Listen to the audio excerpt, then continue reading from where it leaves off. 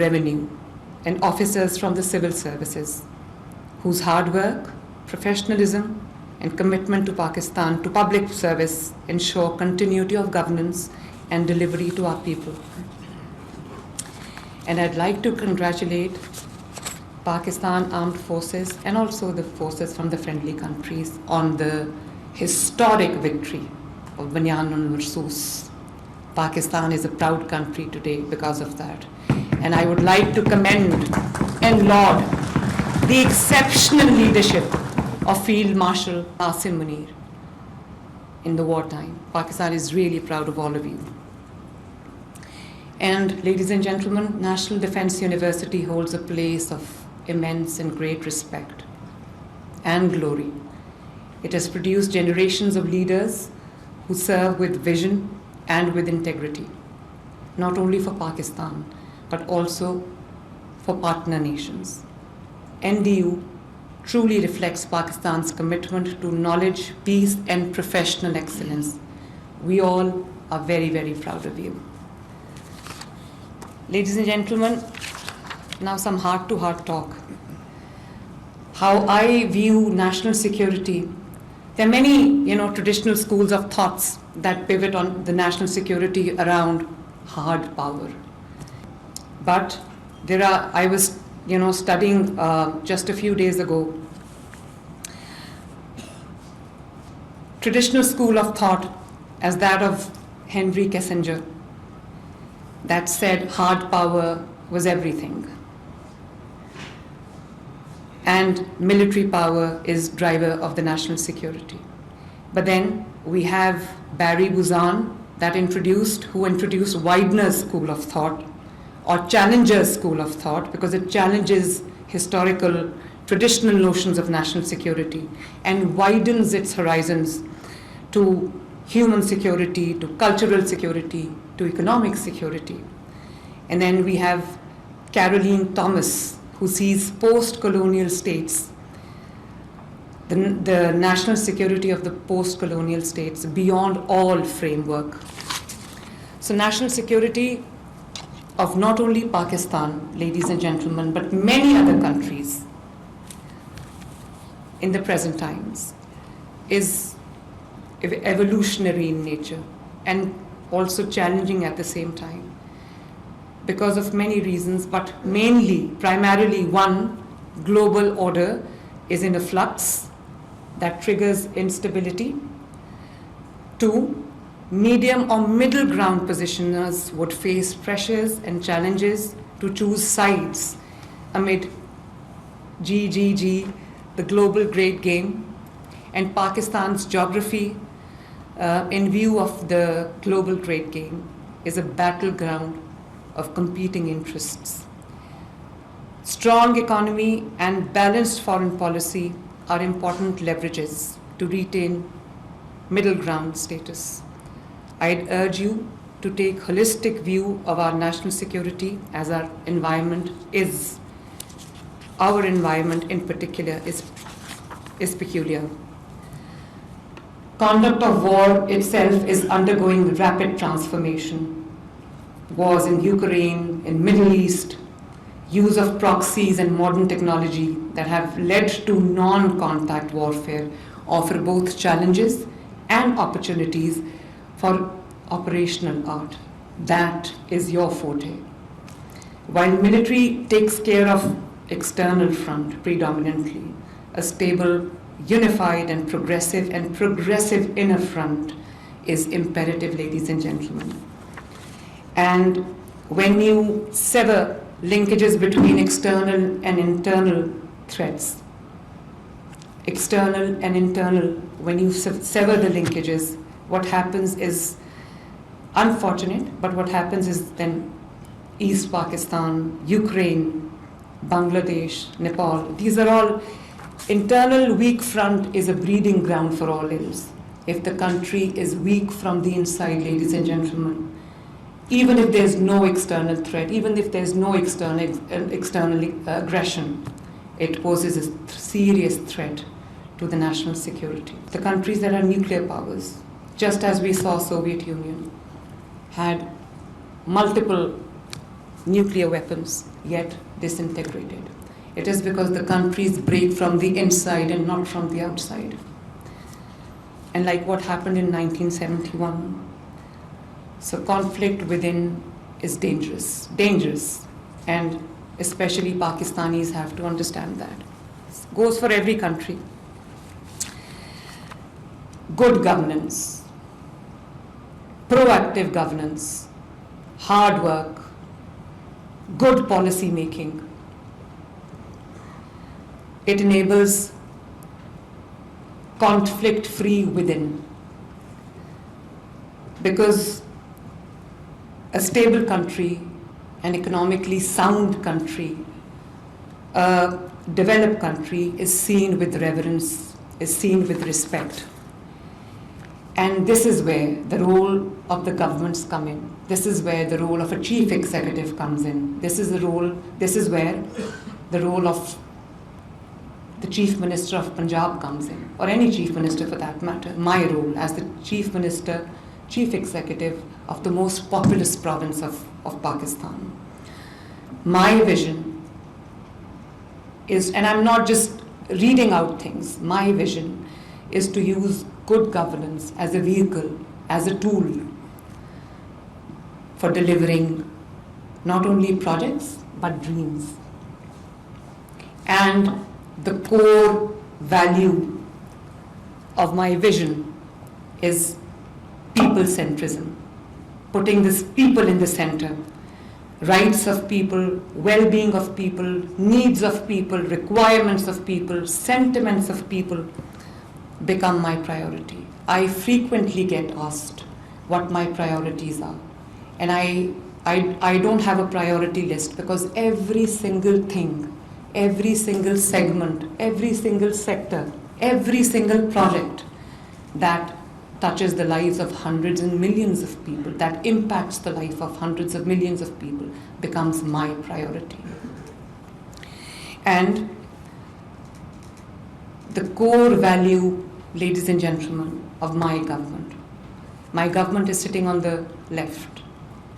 Ask them. The core value, the core principle of my governance, the core vision of my governance would be one word.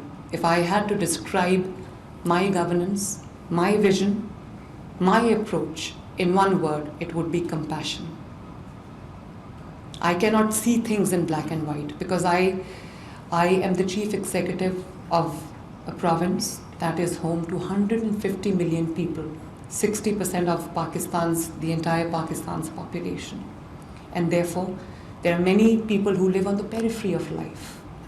They're away from the luxuries of life, trying, burning their midnight oil, their sweat and toil to make ends meet. So my decision has to be very well thought out. It has to be compassionate. I have to be compassionate. And this gentleman who's the Chief Secretary of Punjab, sometimes, he jokingly says that I fear that you're going to put 10 billion rupee notes on an airplane and drop them from the air. But honestly, ladies and gentlemen, compassion, the well-being of people, the good of people is my guiding light. And I run a system, trying to develop a system where decisions, actions are designed for and with the people, because they affect the people adversely or positively. Compassion is at heart of my decision making. One decision coming out of that meeting would affect the lives of 150 million people, to be precise.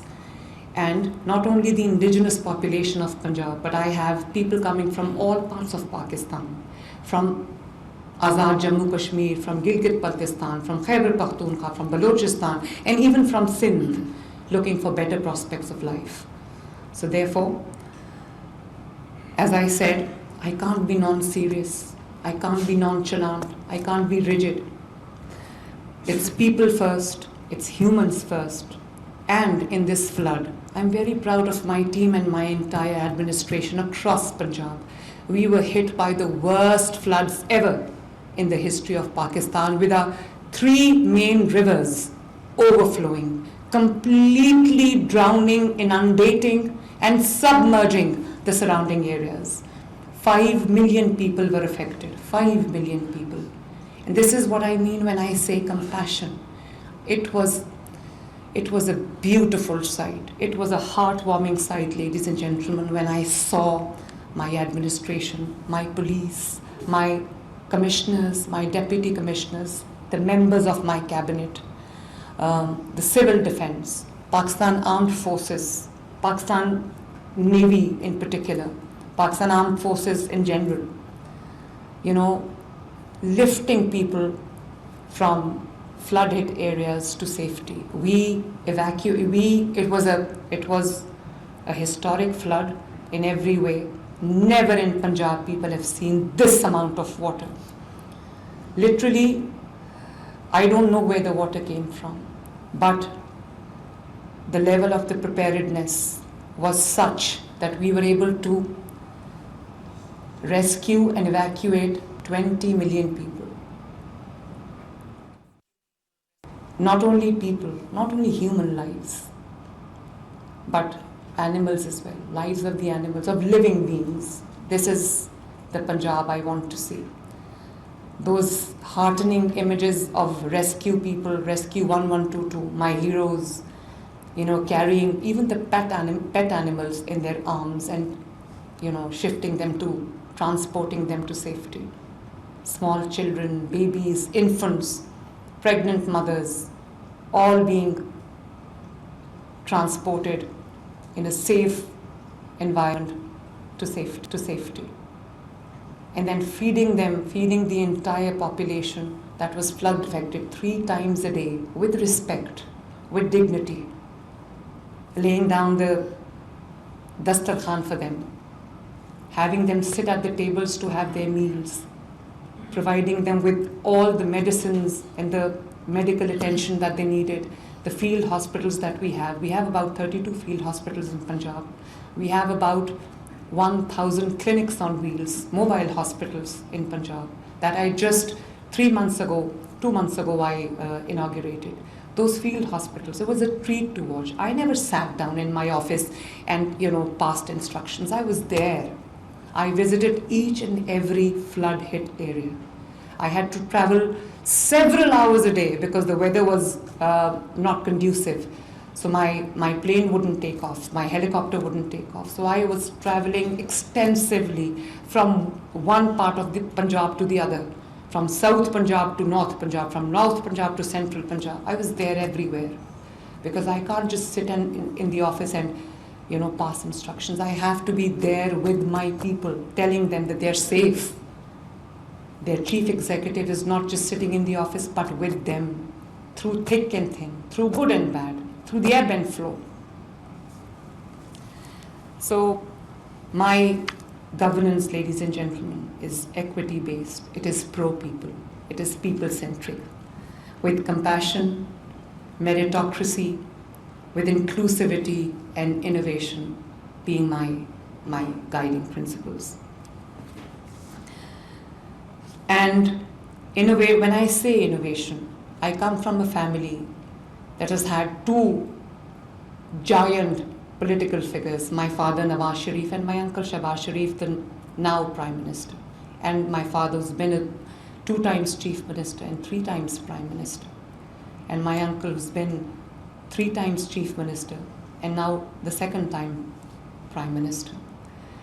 But I refuse to subscribe to the traditional norms.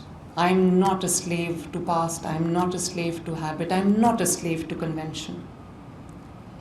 I carve my own niche, I carve my own ways, I look at people, I see what they need, and then I come back to office and design my strategy, design my program, which is aimed at keeping the human factor, the compassion in the middle. So, ladies and gentlemen, I'm going to now give you an overview of what I'm doing. Health and education get the largest chunk of my my budget. However, we are now embarking on an expansive, sprawling, huge reformation program that is Punjab-wide, all big and small cities simultaneously, clean drinking water, especially in the first phase to the areas that are water scarce. And there is no single solution to this, so we have the experts sitting with us. But my dream is to provide clean drinking water to everyone in all parts of Punjab. And again, a very, very extensive program, Punjab Development Program, that includes laying down a completely new, modern sewage and drainage infrastructure. We've had torrential rains, we've had frequent spells of rains, and every time there's rain, there's urban flooding, there's urban ponding, and the lives in many areas, in many districts, comes to a grinding halt. Gujarat, for example, many areas of Lahore, for example. Only in Lahore, in the Lahore Development Program, I have just built multiple underground storage tanks, because water is a blessing. We have to treat every drop of water falling from the sky as sacred, because it is bread and butter of the people. So it's a completely new, modern sewage drainage system that we are now going to lay down. Involves hundreds of billions of rupees. Model villages, I've got 24,000 villages in Punjab. So we are now embarking on a program that will completely modernize the rural areas of Punjab. So we are starting with 500 villages. And we're also, in every village, we are building connectivity, road connectivity, 25 kilometers of roads in every village, which will help the villagers with the connectivity. And my senior minister and my environment minister is sitting next to me on my left. I very proudly tell you that the things that are happening in Punjab are nowhere else to be seen. I hope other provinces also follow suit. I'm a Pakistani first and a Punjabi after. But the things that are happening in Punjab, every under construction building in Punjab has a banner hanging on its facade saying it's EPA approved. It's EPA complied. And you would see smog guns. We've just imported 15 smog guns that are countering smog at the moment, because I want a healthy environment for my kids, for my people. Because every year we are confronted with this huge issue called smog. People falling sick, schools shutting down, the business coming to a grinding halt. So the things that are happening in Punjab are amazing. And I would request you to please focus your energies, focus your minds on this video that will explain to you the kind of work that Punjab is doing.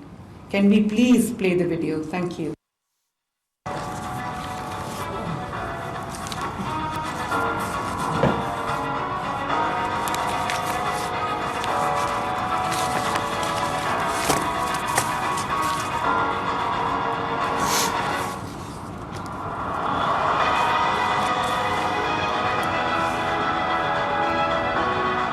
This is the first ever public sector cancer treatment and research hospital. It is nearing completion. This building coming out of the ground that you see has been built in a few months' time. In a first ever cancer treatment hospital in Pakistan, 1,000-bedded hospital.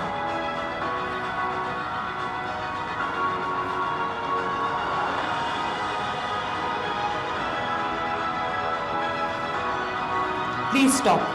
So this is, I went to China and I went to an exhibition where they had displayed their machinery, this famous company called Hygeia. And they told me about this machine that is the size of an ultrasound or an echo machine. And amazingly, to my utter disbelief, they told me that this is a walk-in and walk-out procedure for some kinds of cancer, tumor.